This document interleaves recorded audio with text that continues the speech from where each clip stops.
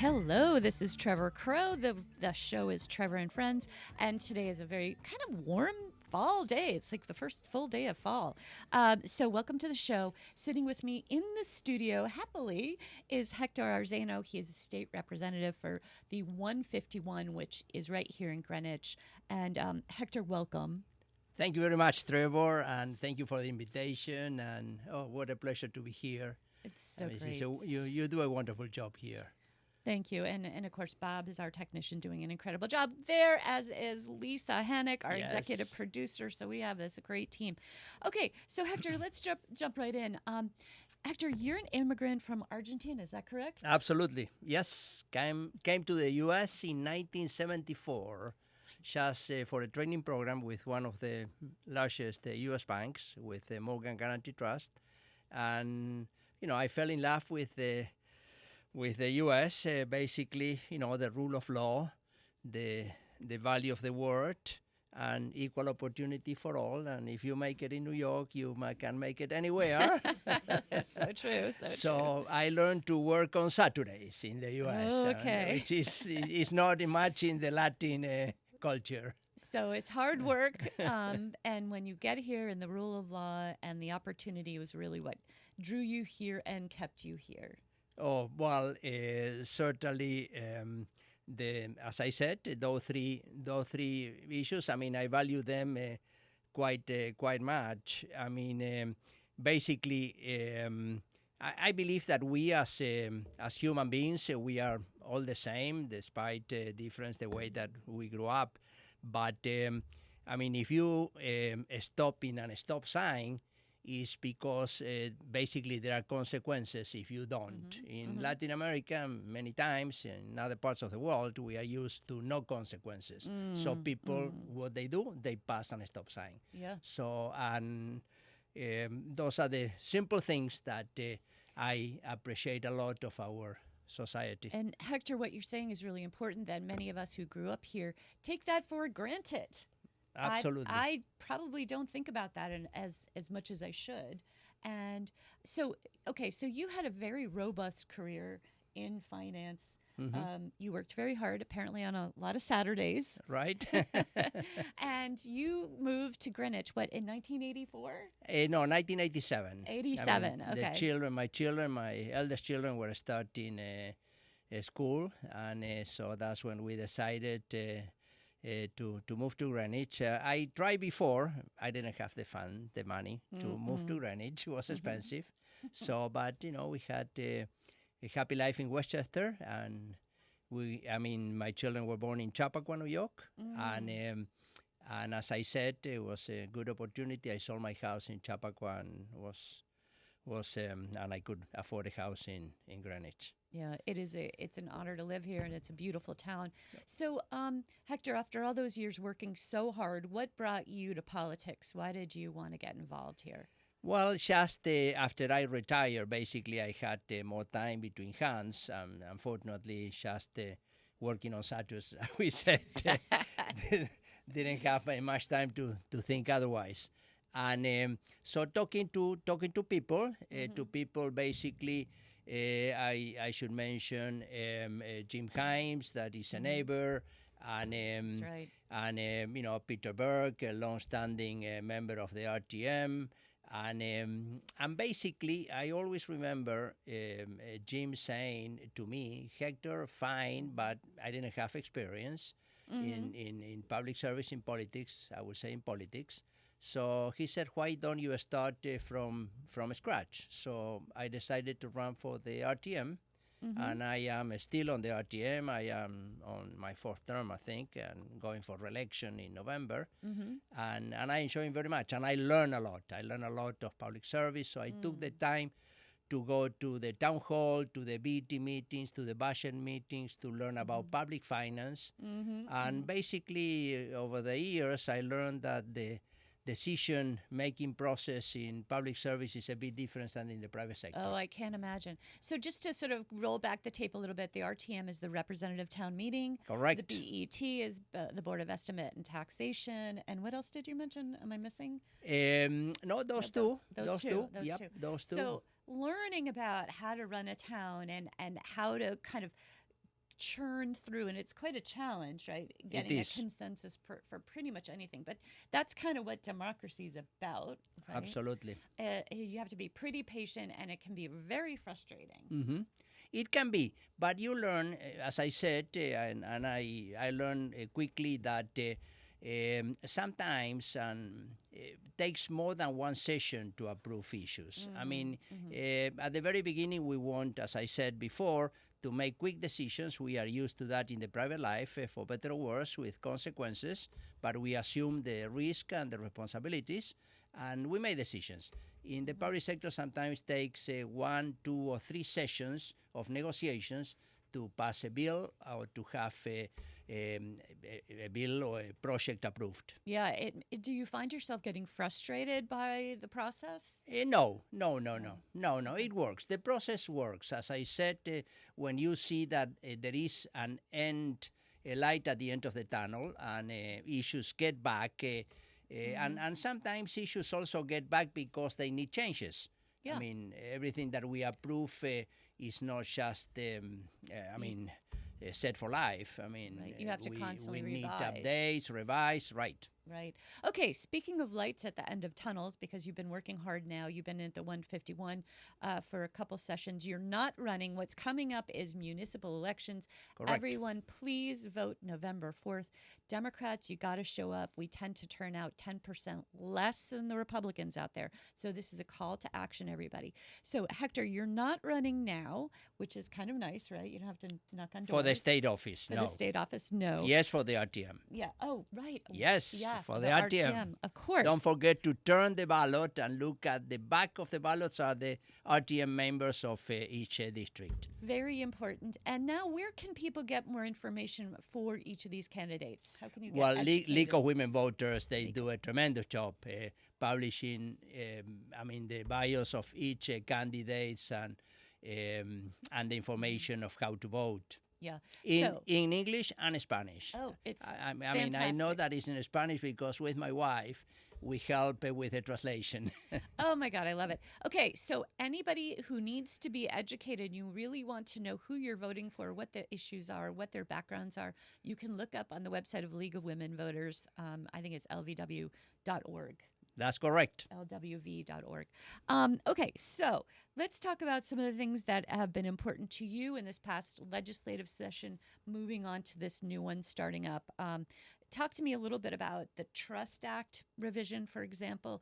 Give us a sort of a background of what that was or is and why it's important. Well, trust. Well, that's an aspect that touched me, especially Trevor, because I am an immigrant. I've been an immigrant. And I know that in the state of 3.5 million people, we have 120,000 undocumented immigrants.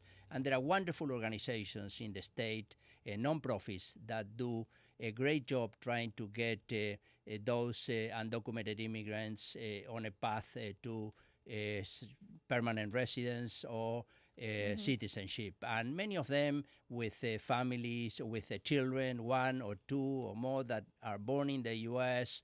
And so many of them, if not all, most of them, I would say over 90%, they pay taxes. You know, they contribute to the state economy, and they are good workers.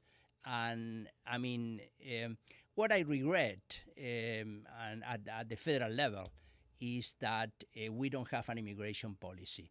I mean, if I would have been the president just being reelected when he was reelected last November, he had 4 years to work on an immigration law, and the first day to come into office, he should have passed and bring to Congress in Washington an immigration bill. An immigration bill that, you know, we are all in agreement that, criminals, we don't want criminals. I mean, they should be deported to their countries where they came from. I agree with that. And we all agree. I will bet you that that will be an unanimous vote at the state level. Immigration, as you know, is a federal issue, so it's not much that we can do at the state level.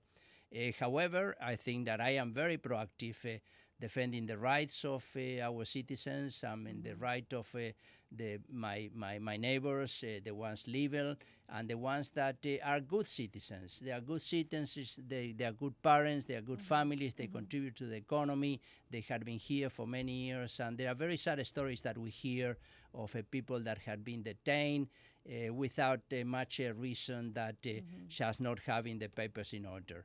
So I am very proactive in helping them and helping them on a path to just being good residents and have the papers in order. Right, right. And that's what the Trust Act does. I mean, that's Sure. what the Trust Act protects. I mean, protects the children that are in a school, the people that are many of them, they are on a path. So they go to the immigration offices for meetings, I mean, and see what they are doing. And I wonder if there is a right to have them detained when they come out of an appointment It's not okay. duly done. I don't think that that's okay. No, that's not okay. And they're trying to be good citizens.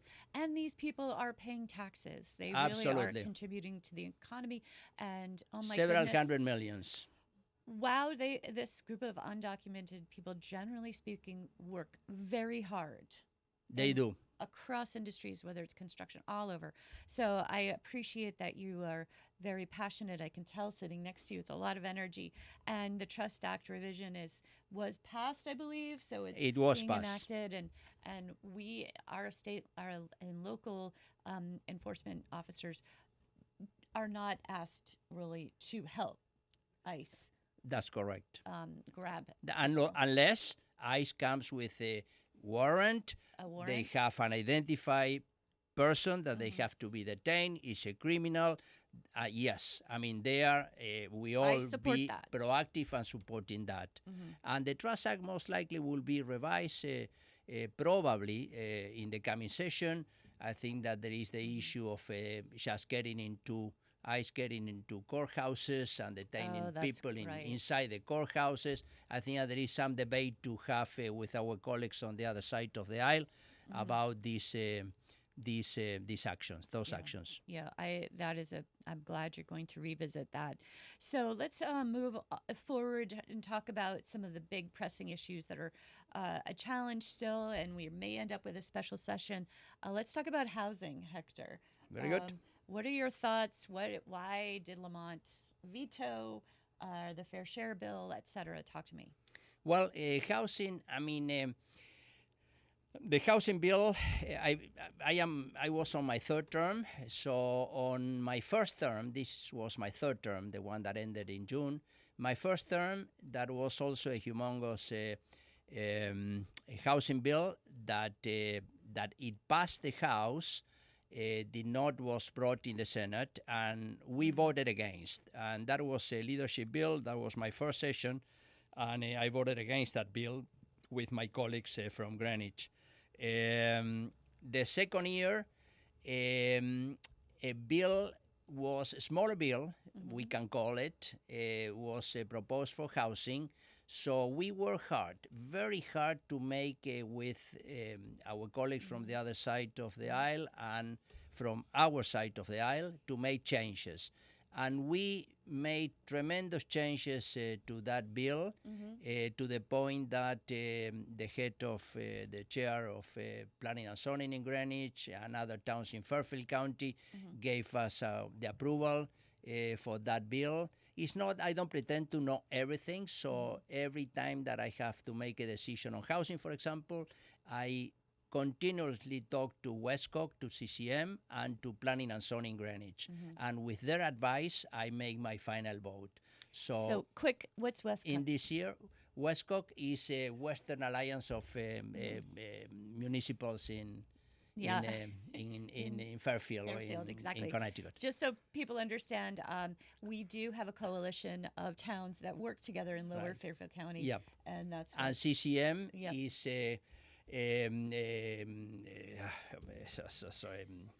Oh, what is You'll CCM? Well, let me. I You'll will think of get it. back It'll to come CCM. you. But ultimately, Hector, what you're saying, oh, by the way, the show is Trevor and Friends. I am Trevor Crow. The show is being brought to you today by Trevor Crow and also Julina Ogilvie. Sitting with me today is State Rep Hector Arzeno from our 151. We are discussing some of the top most pressing issues right now. Oh, the Connecticut Of Conference municipalities. of Municipalities. Connecticut Conference of Thank you, Lisa. Municipalities. Yeah. So kind of back to this question about housing and Well, housing will be back. Your Yeah. question on housing. Housing will be back. We know that people are working. The governor on his side, they had been meeting with CCM, with Westcock.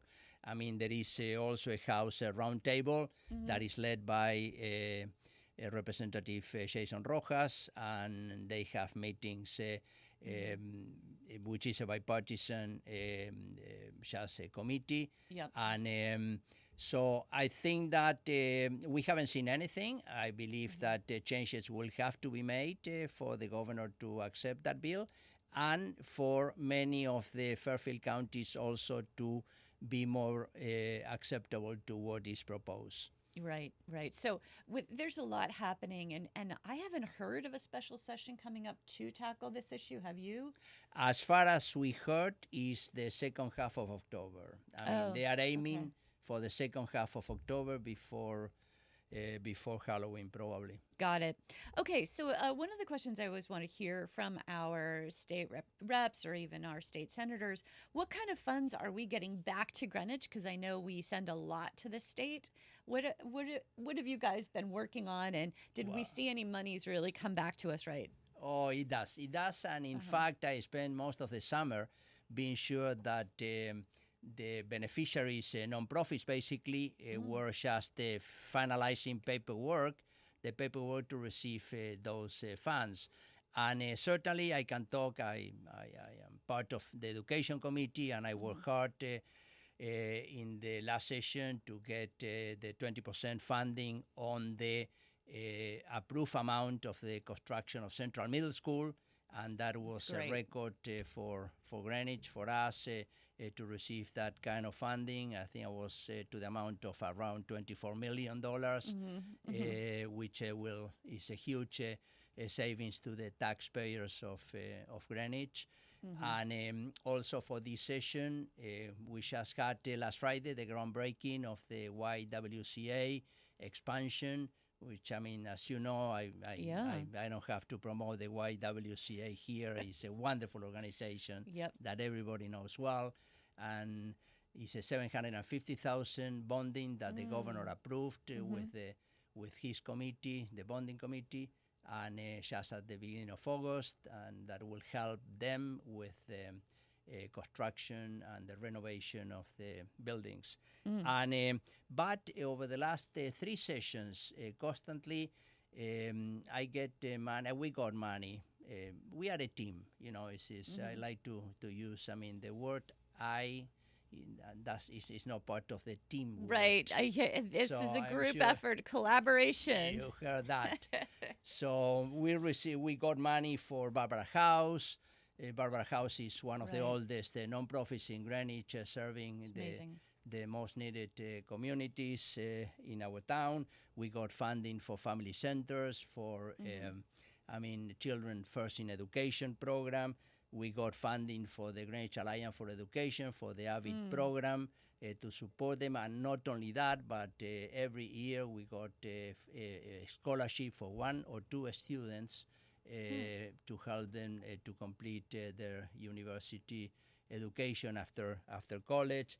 We got money for United Way. That was very interesting. The funding for United Way was to be applied to the Board of Education for public education for pre-K. I mean, there are 2 schools among our elementary schools that offer pre-K, and there are families that both parents work. They might not qualify for AVID, but still they are below they are within the ALICE group of families, and so. I mean, we got funding for them so they can pay for pre-K and have the children while the parents are working in a safe environment. We got funding for the Friends of Natalia Withrell. We got funding for the Coscope Library during the renovation. They have to pay for a site to take the children that use the summer program for reading, and they did it. We got funding for River House. We got funding for Parsonage Cottage for the renovation of the roof. Yep. So I am just thinking. Well, but you guys did a lot. That's a lot. That is that's very a lot. impressive. That's a lot, and I dedicated a long time and knocking many doors to be able that we were able to receive those funding back for our nonprofits that do a wonderful job in our town. That is just amazing, beautiful, and I'm not sure that most of our listeners and residents understand what you guys have been doing, the team, as you say, bringing so much back to this town and in the form of non-for-profits, but also like our school, Central Middle School, that's a really big deal, $24 million, right? River House, there's so many groups that are doing really important, good things in our town, which support all of us ultimately. So thank you very much for that. And this show really is all about collaboration and communication, and we're all in this together. And when we're yelling and screaming at each other and we're upset, we don't get things done. Absolutely. You're 100% right. So I love this conversation. So speaking of kind of, I had to say yelling and screaming, Charlie Kirk has been a very fraught topic, and he died in this horrendous, heinous way. Nobody deserves to die at all. But do you have some thoughts about that, Hector? And being a public official now, are you concerned about your own safety? Absolutely. I mean, number one, I feel so sorry for what happened, to him and to his family. I mean, a young fellow guy, just very devoted to his family and doing the work that he believed in a peaceful way. So nobody deserves that. And having said that, I think that something that we learn in public service is that the word carry a lot of power. Your words carry power. Words carry probably the most powerful tool that anybody has in humanity, the word. I love that. So I would say from the top down, we all have a responsibility to just be careful what we say, think twice, tone it down, and be and talk in a positive way. And this is something that I demand. I demand from the president down. We all have that responsibility in public service. It's the number one responsibility probably that we have in public service. I appreciate that. Everything that I have to say about what happened in Utah. And I just, Hector, I really appreciate what you're saying. When you were growing up in Argentina, was this an issue? Did you have to tackle this from the other perspective? Like, did you watch leaders inflame and create more problems? Is this informing some of your passion here? Oh, well, no doubt about it. When growing up in Argentina, when I became time to vote, many times I didn't have the chance to vote because we have dictators, we have authoritarian governments from the left, from the right, and I qualify them as populism. And it's something that nobody deserves. So yes, I was used to see what we call was a model of cars that they use, and you have seen in some writings in the U.S. the Ford Falcons was a model of the Ford. So these special police or whatever they call and masked people without identifications were going on the streets. Pulling out people, nobody knew where the people was. Yes, I saw that, and I don't want to see that in the U.S. Well, Hector Arzeno has been joining us talking about some pretty tough topics, but also some things that have been very hopeful, and that's bringing a lot of funds to our town. Hector's the state rep for 151. You are probably going to run again. Is that my guess? We will see. We'll see. I mean, now we are concentrating in municipal elections. We'll have to see What the governor does, I Mm-hmm. mean, the governor is doing a tremendous job, just pulling people Mm-hmm. together. I had the honor to present the governor last Friday at the YWCA groundbreaking, Mm-hmm. and I said, I mean, the governor is something that he does, and that's what I value the most on him, besides a balanced budget, a record rainy fund, Mm-hmm. cutting taxes. What I value the most is that his doors are always open to the 187 legislators, each one with their own demands, but his doors always open and listening, Mm-hmm. being direct, frank, and saying in public what he thinks in private. Mm-hmm. So I value him for that. So we'll have to see what he does. If he decides to run for re-election, is something that certainly people that are very much online what he does. Certainly, I will consider. Well, he is certainly popular. I believe he's at least the first or second most popular governor in the country. Mm-hmm. I think it's like Yes. 63 or 67%. One of the things that he has used quite well, but also maybe here's a question for you. We've got these fiscal guardrails, Yes. which has been a boon. And he's followed them, right? We have the largest rainy Absolutely. day fund. We've Absolutely. paid down debt, which saves our taxpayers $600 million a year, I believe. And there's a Absolutely. lot of really good things. What do you think of maybe changing them or moving them slightly? How are your feelings about some of that to pay for some of these social programs, especially now the federal government is cutting back? Well, let's go to the last year session that it was approved. Unfortunately, it was a partisan budget. Our friends on the other side of the aisle decided not to vote for the governor's budget and for the House and Senate, what became the House and Senate budget. So on that budget, we maintain all the fiscal rails and the guardrails. And the volatility cap, the one that the governor moved, by statute, the governor has every year the opportunity to revise within certain limits the volatility cap. And he did.